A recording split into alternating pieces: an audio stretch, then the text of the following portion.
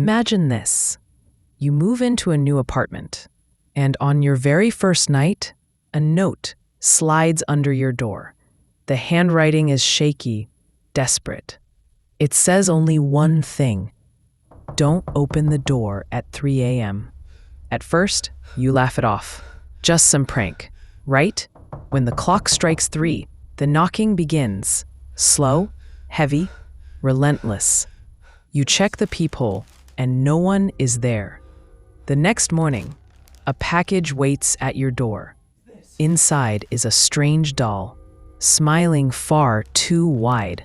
And from that night on, the knocking never stops. Ethan had only been in his new apartment 2 days when the first strange thing happened. Just after midnight, the doorbell rang. He found a note slipped under his door. Don't open the door at 3 a.m. Whatever you hear, don't open it. At 3 a.m. sharp, heavy knocking began. He peered through the peephole. No one was there. The pounding grew violent, shaking the door, until suddenly it stopped. By morning, a package sat on his doormat, tied with string. His name was written in the same frantic handwriting. Inside was a doll. Its glass eyes gleamed, its grin stretched impossibly wide, sharp teeth peeking out. Its ears were long and pointed, its damp hair clinging to its forehead. Ethan's stomach turned, because as he stared at it, the grin seemed to grow wider. Ethan placed the doll on his table, but its presence filled the room with unease. Its eyes followed him no matter where he moved. By nightfall, he couldn't stand it. He shoved it inside a cabinet and went to bed. At 3 a.m., the knocking returned, but not from the door, from the cabinet. Terrified, Ethan opened it. The doll sat upright, grinning wider, its little hands pressed against the inside. He swore he had left it lying down. Another note lay crumpled beneath it. Don't keep it. Don't feed it. Don't let it near mirrors. The next day, Ethan's friend Ryan stopped by. Man, it's just a doll, Ryan scoffed, holding it up. You're letting some prank freak you out. Ethan showed him the notes, but Ryan laughed. Someone's messing with you.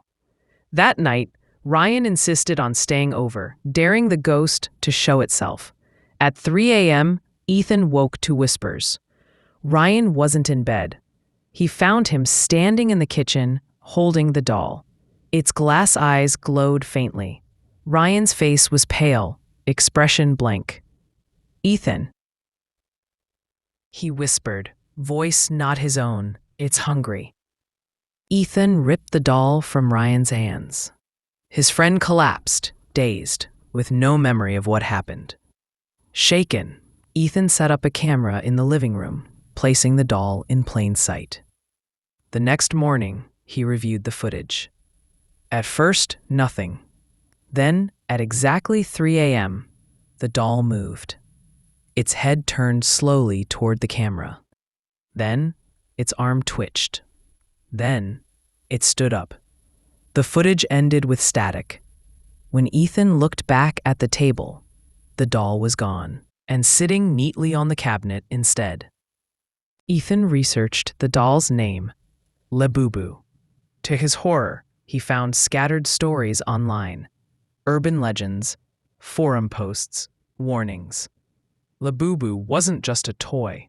It was said to be a vessel, a spirit bound inside. It appeared in homes uninvited, always at 3 a.m., always leaving notes. The rules were always the same. Don't open the door. Don't feed it. Don't let it near mirrors. The last person to post about it had written only one chilling line before disappearing from the forum entirely. It smiles wider when it's almost free.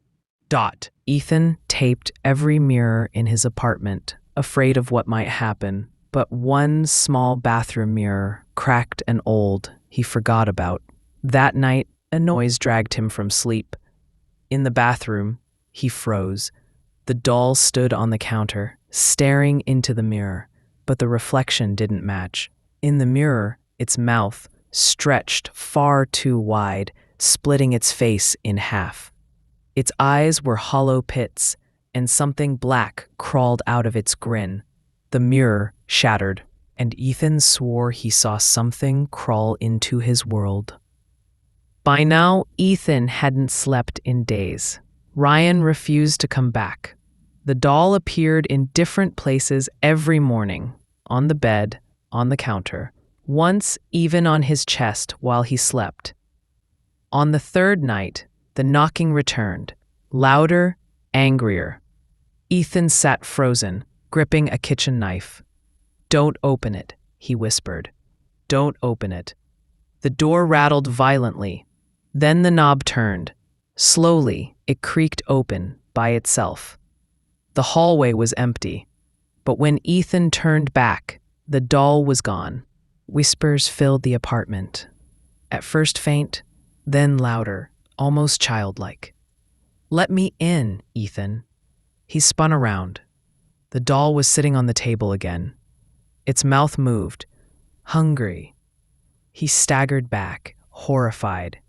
Its voice was wrong, too deep, too wet, like something crawling through its throat. The lights flickered, and Ethan realized the doll wasn't asking him.